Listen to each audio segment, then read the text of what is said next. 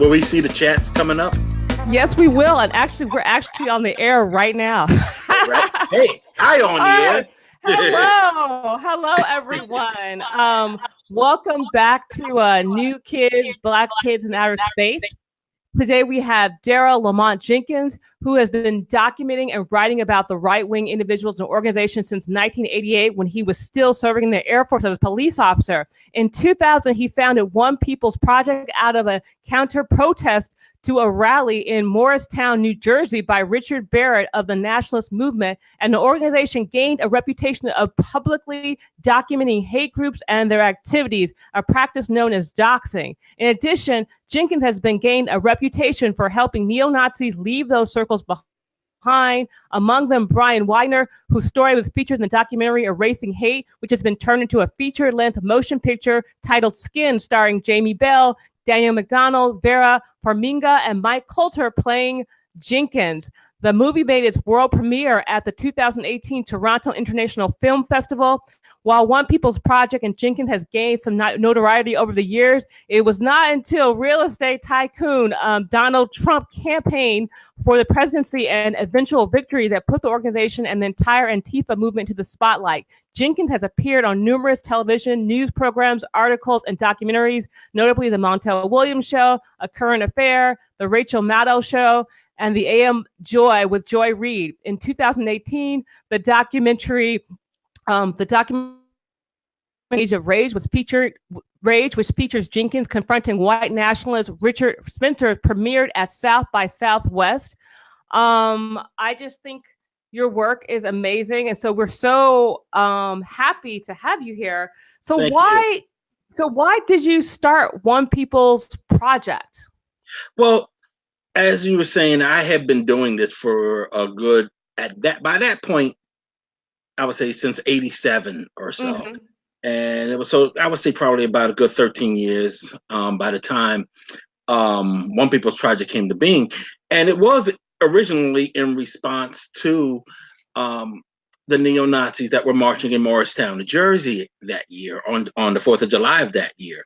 Mm-hmm. And we never really had a anti-racist / anti-fascist presence in the state of New Jersey, because when it comes to right-wing politics and ideals, you know, New Jersey, much of the Northeast has it, the blatant kind of thing that you see via the Klan or neo-Nazis and such. We pretty much had it on lockdown. We pretty much had it on lockdown here in the Northeast. But then a couple of months beforehand, in October of '99, the Klan was marching in New York City. And that was the first time, actually the second time in the entire city's history that happened. And then we started noticing that there were some folks that were in the mainstream that were connected to some of these individuals and these groups. So we said, okay, we got to start tracking them. Southern Poverty Law Center's out there doing it, ADL's out there doing it, but we got to do it. We were on the ground. We got to show everybody what we see. So that's what started One People's Project. I mean, right after that rally, we put up a website, which was rare in those days. We put up a website to coordinate our activities leading up to the rally. And then after the rally, we decided to keep the website going to help those that were arrested and help people get more information from that point on about the people we had saw there. And it just morphed into what we have now. No, but I think now it's kind of so scary because these people are so emboldened. So I have a question. Is anti-fascist work different than anti-racist work? Well, I say anti-fascist. I would go with anti-fascist because it's kind of like a catch-all. You know, when you say anti-racist, you're being particularly nuanced. You get basically dealing with racism, but there's sexism, there's homophobia, there's xenophobia, Islamophobia, workers' rights that we got to defend, and so on and so forth. And when you engage in all those fights, you look and you're fighting the same. All of us are fighting the same damn people. There was a group called Refuse and Resist back in the day that basically said it was all one attack. And the thing about it is, okay, so look, if it's all one attack, it's going under one banner. It's fascism that we're fighting. We're not necessarily just fighting racism and sexism and homophobia. we're fighting fascism, and we're fighting fascists. So, and this also is important to note, because one of the things that they always like to play with us all the time is how can you say we're racist when I have black friends, or this black person agrees with me, and so on and so forth. Well, that black person is fascist. Yeah. Let's just put it like that. I mean, simply put, we do see people of color that are engaging in some of these hate organizations to begin with. We see it with the Proud Boys. We see it with this group out of New York called the 211 Boys.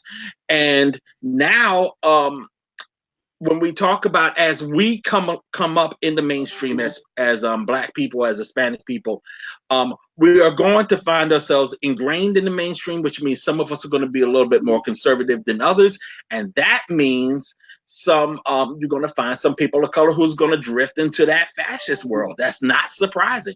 That's what we see today. That's what we're going to see tomorrow in Philly. If anybody goes to that Proud Boy rally that they're going to have. Yeah, so there's a white supremacist neo-Nazi march in Philadelphia tomorrow. Yes, there is a it's actually led by some of the patriot groups, or at least one patriot group down there in Pennsylvania. Plus, it's also led by some representatives of the Proud Boys in Pennsylvania, particularly in Philadelphia. So that fired off the call to arms for a lot of us. There's going to be a whole bunch of us that are coming out to oppose this. They are the other side. They're talking about trying to get as many people as they can out. It's going to be at Independence Hall, and on tomorrow, I think it starts around noon. So we're asking everybody who can to just show up and make your presence known, so that they know that we don't want to have any of this nonsense here anymore. And I will tell you something else too. The militia groups, there are some militia groups in Pennsylvania who are warning other militia groups not to show up, because this is not their stomping grounds. And we know how to do this in Philadelphia. And they just think that they just been trying to tell the organizers, don't do this, don't do this. This is not our turf. And we'll see what happens tomorrow. Well, I have a question. I mean, the thing is that while a lot of people in the mainstream, how can I say this? I think a lot of people in the African American community might not know who the Proud Boys are. Can you give, and the thing is that this is important. So, can you give a small history of the Boys are and why they're a problem? Well, the Proud Boys are a neo-fascist organization. They prefer to call themselves Western chauvinists. They try to say that they're not. They're one of those groups that try to say they're not racist. They really get upset with you when they say they're neo-fascists or neo-Nazis. But you have folks within the group that definitely personify that. They have this attitude towards against women, against Muslims, against homosexuals. But the most important thing is that their whole focus is to engage in political violence. As a matter of fact, it was their fourth degree to be a full-on member of the Proud Boys. You have to engage in some sort of physical confrontation with somebody who you're politically opposed to. In our case, Antifa. Generally, they say Antifa. Now, it was founded by Gavin McInnes. Gavin McInnes was also the founder of Vice magazine. He left that magazine in 2008, and you saw him a lot on Fox News. And I guess there was another outlet out of Canada, I believe, called The Rebel. Now he's working with Mark Levin's CRTV. So you'll see he has a television show with them now. Gavin McInnes is straight up a misogynist MRA activist who believes that there is a certain position that women should be in. That's his whole thing. I mean, on Fox News, he told Tamara K. Holder that working was a mistake. She is not happy. That's his attitude. And he thinks by being funny with it, because that's the whole thing about the Proud Boys. They think by being funny with it, we should be okay, and everything should we should not take them as seriously. But here's the thing: the Klan did that 100 years ago. The whole thing about the Ku Klux Klan in their early days was to be comical. So we saw how that turned out. So imagine where we are today with the Proud Boys, and that's one of the reasons why some of them are facing charges right now. Some of them got involved with a brawl outside the Republican Club, while where in Manhattan, New York, where Gavin McInnes was giving a speech. By the way, part of his presentation was to pantomime the assassination of a socialist leader in Japan. He thought that was funny. So there was a brawl in between Antifa and the Proud Boys. Some of us got arrested. A good number of them got arrested, and people are looking at them in a different light. They're going, okay, this is a hate group. This is a hate group, and we got to treat them as such. I mean, they've been to both Unite the Right rallies, the one in Charlottesville and the one in D.C., and we should recognize that for what it is. I mean, this is who they are. These are the people they associate with on a regular basis. They can't lie to us. We're not going to believe them, and we're going to treat them like the fascists that they are. No, I mean, and this is the thing that I think is really, I want to kind of go to a local issue. Joel Marasco is a public defender in Jersey City. But he's not a friend of the public. Can you give us some information on Joel Marasco? Well, when we first heard about him, Joe Marasco was a family attorney, and he was going to a lot of white supremacist meetings, white nationalist meetings in the New York City area. More to the point, he is an associate of a group called the Council of Conservative Citizens. This is an organization that was formed out of the white citizens councils from the 60s, and they try to put a more genteel face to onto white supremacy. They have a lot of political connections. This is the group that Senator Trent Lott of Mississippi, got in trouble for being a part of when he made the remarks about Strom Thurmond back in 2003. And there's been other people that have been associated with the Council of Conservative Citizens. Don Sundquist, who used to be the governor of Tennessee a few years back. And Roger Wicker, who's currently a senator of Mississippi. You have a number of people. We can run down a very long list, and you can even see some of their conferences on C-SPAN to get old conferences on C-SPAN to get an idea as to what they were about. But anyway, this person is a member of the Council of Conservative Citizens, or associate of Council of Conservative Citizens. And we found out just a few months ago that he was a public defender in Jersey City. That is just so horrible. It's horrifying, because that means this white supremacist, this neo-fascist, has the lives of Black and brown people who are looking to him for defense in his hands. And that's gotta be a concerning thing. And people gotta speak up and ask, why is he there? By this point, we should be asking, why is he still there? And enough's enough. He chose his path. He showed us who he was. And who he was is detrimental to anyone that crosses his path that isn't of him. So we have to speak out. We have to let people know that this person has no business in Jersey City representing people of color, or representing the public, period. And so this is a white supremacist group. Is this could we characterize this as a white supremacist group, even though they're trying to say they're not, but, kind of like the Proud Boys, we're not a white supremacist group, but we are, but they are. And then they have people of color in the group. Okay. Yeah, they have people of color within the group that say, we're not all white, so we're not a white supremacist group. But the thing is that I think that's why I kind of like your idea of fascism, because that kind of stops this whole look, we have a token Black person, we have a token Latinx person, we have a token transgender person, so we're cool, because how can we be horrible when we have these people? We include everybody. See, it's funny too, because me living in this junctified room right now, it's always, I have this stuff laying around for no apparent reason at this point. And I just remembered I have their newspapers with me right now, and you can and you talk about this victory in Mississippi. This goes back to like 2001. This was them. By the victory, what they mean is they are allowed to keep their Confederate flag on the Mississippi state flag. That was their victory, and I got tons of these, but that's the kind of that's the kind of thing you see.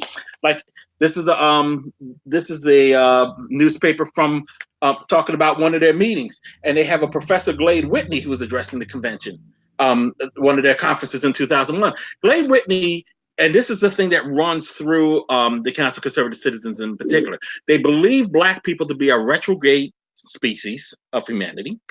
They said that before. They consider the Ku Klux Klan to be a vigilance committee. That's how they refer to them. Most importantly, when I brought up Glade Whitney, he is part of a group of people within these circles who believe in eugenics, who believe that Black people are genetically inferior to whites. So if they try to say that they're not white supremacists, all you got to do is just throw that in their face, and they can't answer it. They cannot answer to that.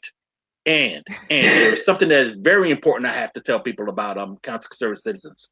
This is the group that inspired Dylan Roof, the shooter in South Carolina who shot and killed 9 congregants of Mother Emanuel in South Carolina.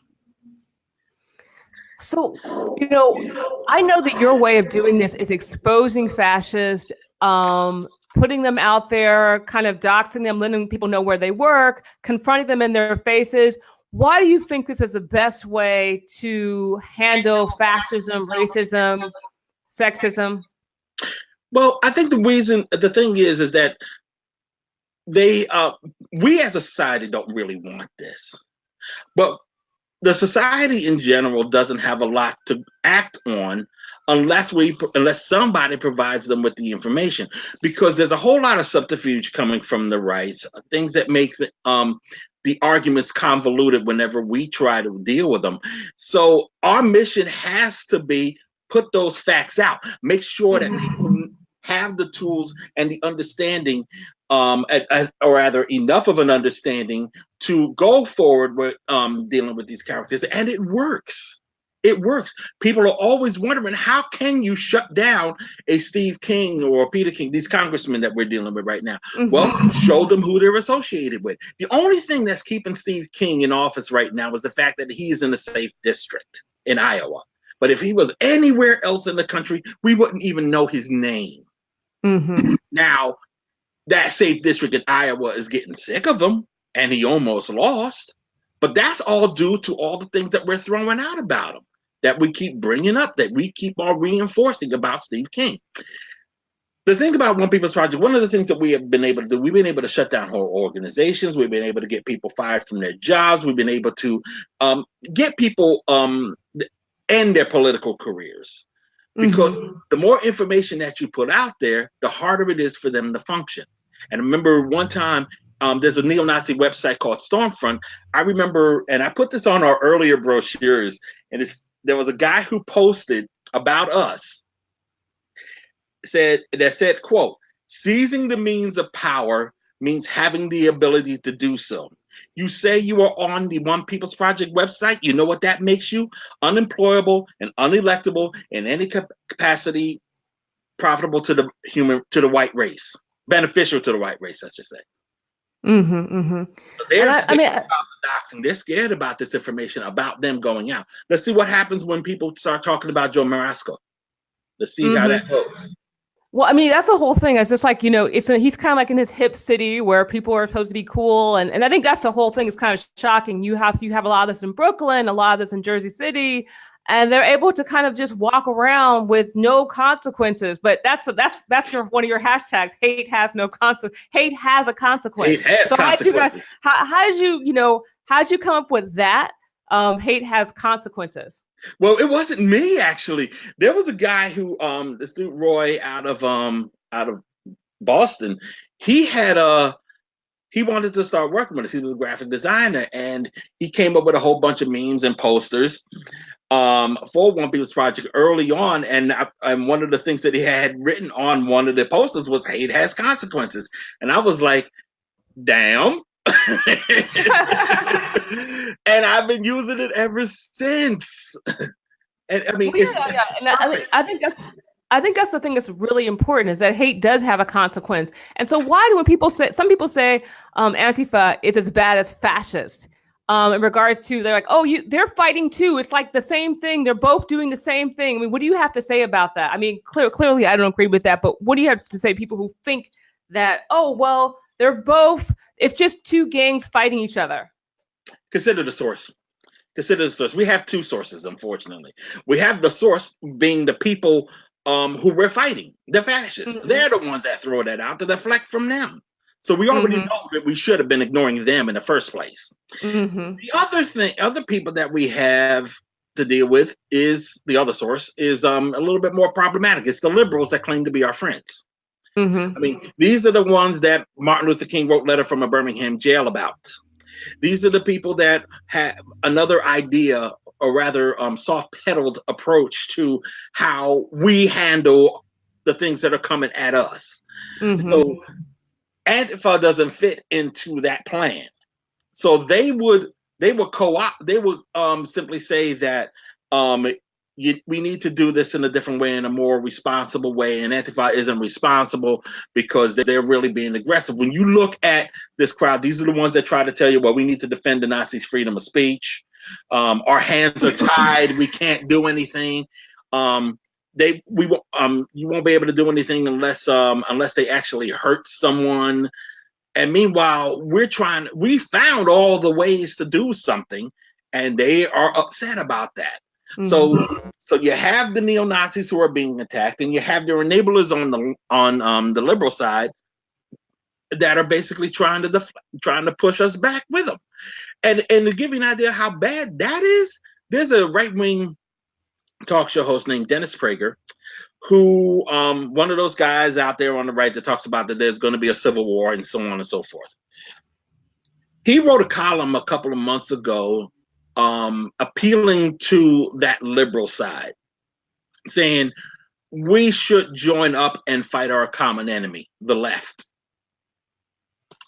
So I mean, and basically that's the fight that we have with Democrats right now, about how there is just too much complacency and more, I guess, conservatism among those that call themselves liberals, and it's detrimental to all the people whose votes that they keep trying to court, that they expect should be coming their way.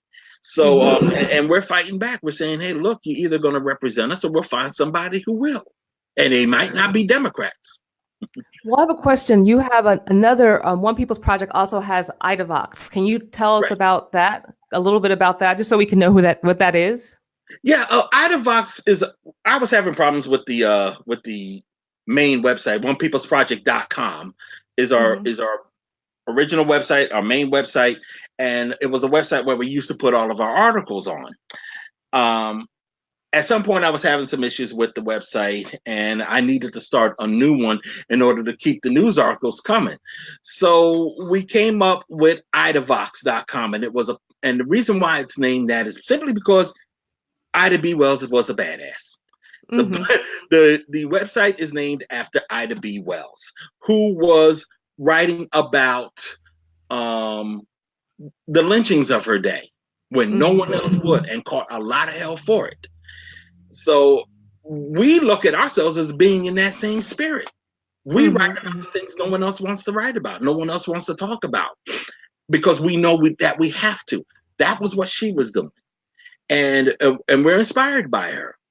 We're inspired by her, and we wanted to pay tribute to her with this continuance of her work, so to speak. So that's why.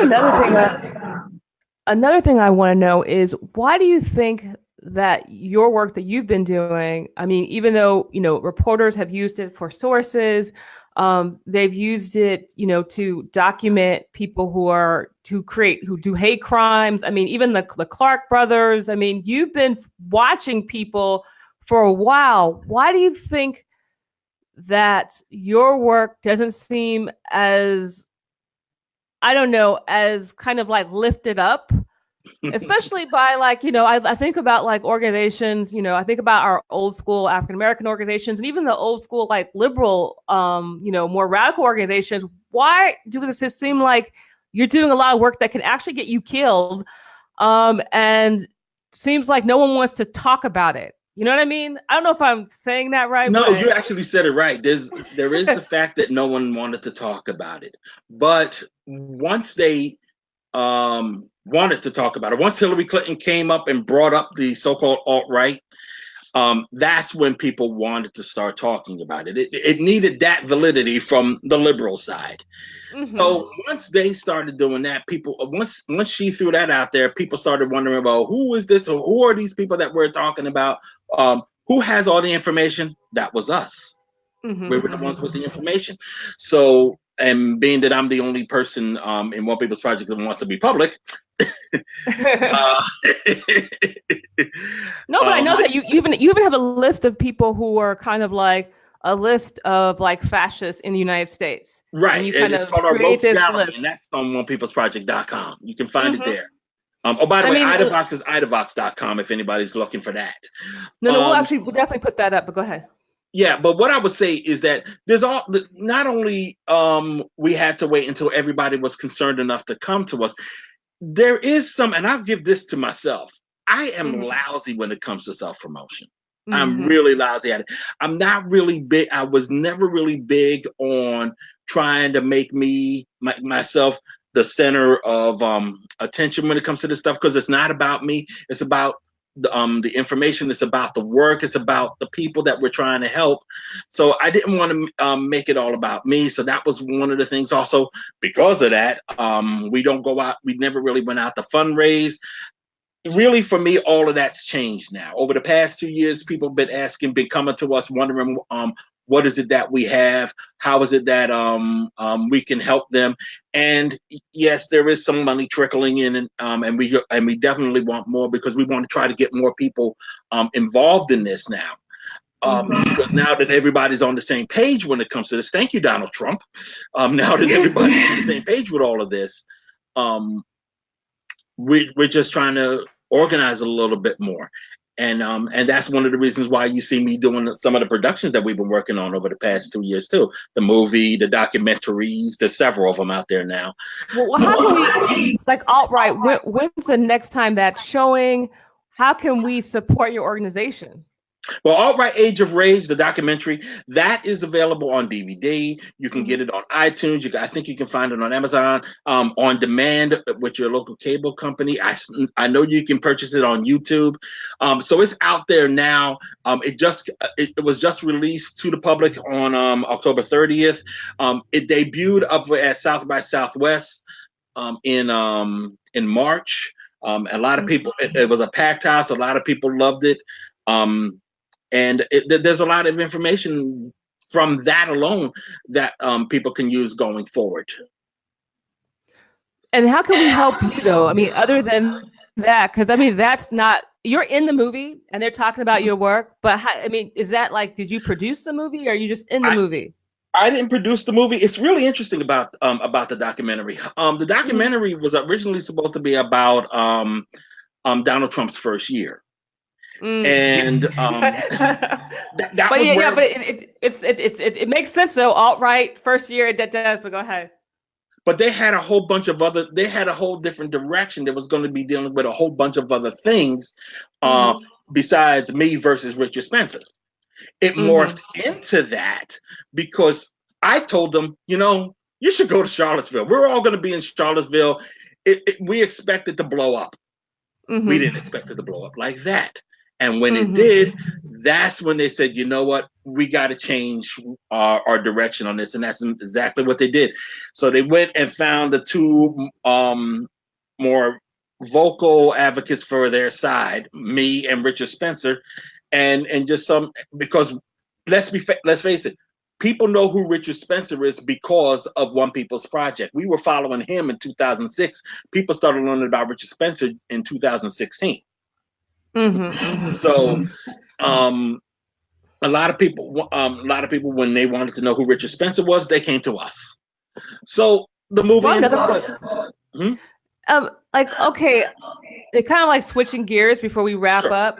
I want to know, when we have, you have Brian Widener, the thing is, another thing I think is interesting about your organization is that you try to get people out of this kind of neo-Nazi right wing. You give people a kind of you guys try to reform people. And why, where I know a lot of people, they throw people away. Like, you said the wrong thing on Twitter, you're thrown away. You're like, but your organization is actually a little bit different. You're like, okay, we're going to give you the information. You're not doing the right thing. Do the right thing. And, we can work with you. I mean, how is that different? I mean, how'd that kind of come about? I mean, am I characterizing that correctly? Yes, sort of. I mean, well, first of all, I know you asked how you can help us. And bottom line, we have a donation button on our website. Please click on that button. We need lots of help with that. We need lots of help with resources. We're trying to get an office finally, and that's why there's a whole bunch of boxes behind me. So that's how you can help me. But back to help us rather. But back to what you were saying, what you was asking. You got to be careful. I mean, I like the work that Daryle Davis does, for example, but it's a case of we can't go to them. They have to come to us. My father was a counselor, was a drug counselor. My mother is a mother of a church, spent all her life as a missionary. We know nothing but, in my family, we know nothing but helping people out. But we also know that people have to come to us. People have to want to change their ways. You can't do the work for them. So so sadly, until they do that, we have to fight them. We have to fight them until sometime that they say, okay, enough's enough. I got to change where I'm at right now. So, and when they do, we have an open door policy. We have a thing that says, okay, we'll talk. And I always throw that out. Whenever you see me in the field and I'm talking to them, I'm hardcore. I'm firm where I'm standing, but I'm not so firm that I won't say, let's talk. I won't say that I won't try to be cordial where I can be cordial, but of course, when I can't, I can't. But when I can be, I will be. So that rep has preceded me. So whenever people were wanted to get out, eventually found themselves in that situation where they wanted to get out, they'll come talk and we will discuss things. We don't discuss politics. We don't generally discuss politics. Although somewhere along the line, I will hope that they would be open enough that they will give us information about the people that they're leaving behind, because they're still out there causing drama. They're still out there trying to hurt someone. So we want something. We don't want to get something for nothing. We don't want to help them and they're not helping us stop their old friends. I mean, that's just frustrating as hell. So there is a kind of like a quid pro quo there. So I don't want to say that without noting, yes, I do care about these folks. Some of them are friends to this day. But there is a job to do. And when I say I want to help people, I want to help all people. But not all people are going to be receptive to the message. And it's only simply we have to wait until they are.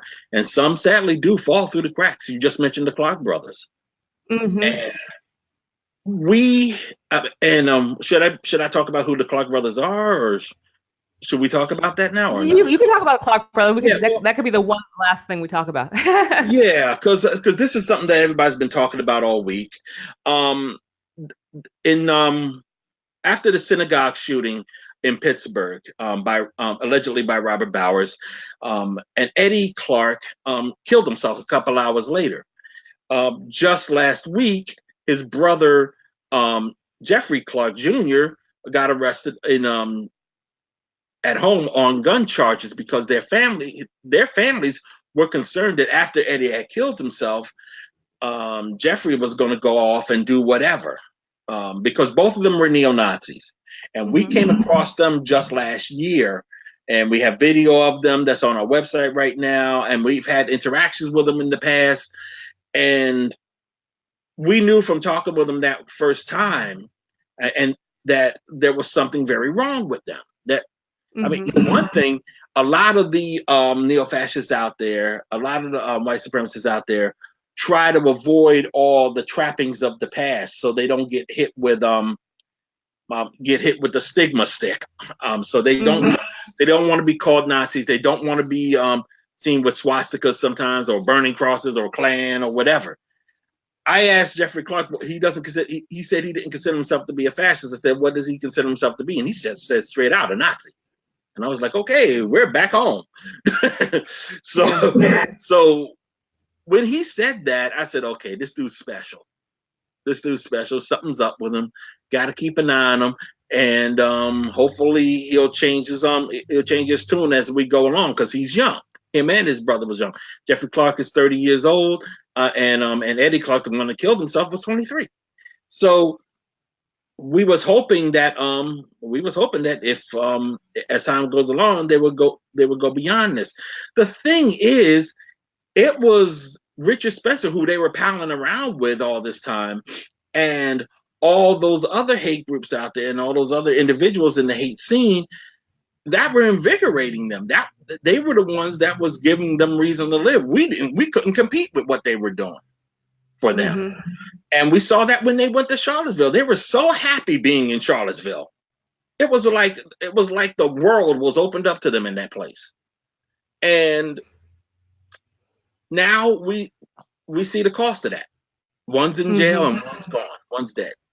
And I'll be perfectly honest with you, there's a lot of people out there who really don't have sympathy for them. Because these guys, in addition to being a part of Richard Spencer and company, was also communicating death threats. They was making it clear that they wanted to kill people. Luckily, they never did that. But that's the kind of threat that everybody notices first, as well they should. And well, I mean, that's the thing I think is so disturbing, is that these people are trying to kill people. This is not like some oh, well, this is not just like a little party group. This is a group that these are people who want to kill people. I mean, that's what I'm concerned about with the march that's happening, the rally that's happening, tomorrow. I'm concerned that people will get hurt. And I don't think people are taking all of this seriously. Well, I would tell people, take it seriously. Take it very seriously. Anything can happen at this. That doesn't mean don't come out. Just be prepared. Be prepared for what might happen. Hopefully it doesn't go down that road. Hopefully we'll be able to keep it on lockdown enough so that it just amounts to a shouting match and everybody goes home. But my feeling is, when it comes to this crowd, never mind the fact that they want to kill people, they have killed people. I mean, we are talking about 11 people that were killed by this one guy at the synagogue last week. But we're also talking about the pipe bombs that were sent. We're talking about the brother and sister that was killed in Kentucky by one of them. We're talking about the brothers that was killed in Maryland by two of them. We're talking about Dylan Roof. Talking about a guy in Massachusetts named Keith Luke, who killed a number of people. I mean, we can go on and on and on and on. But the fact remains is that they have a huge body count, whereas Antifa doesn't have any body count. So we have to. You can't compare them. You can't compare the two. This is dire straits. Stakes are high. We got to act as though stakes are high. Well, thank you so much, Daryle, for coming on Black Kids in Outer Space and speaking to us about your work. And we're looking forward to following you and also reporting other things that you're doing and working together in other capacities. So thank you so much. Thank you. Take care. I appreciate it. You're welcome. Bye-bye. Bye.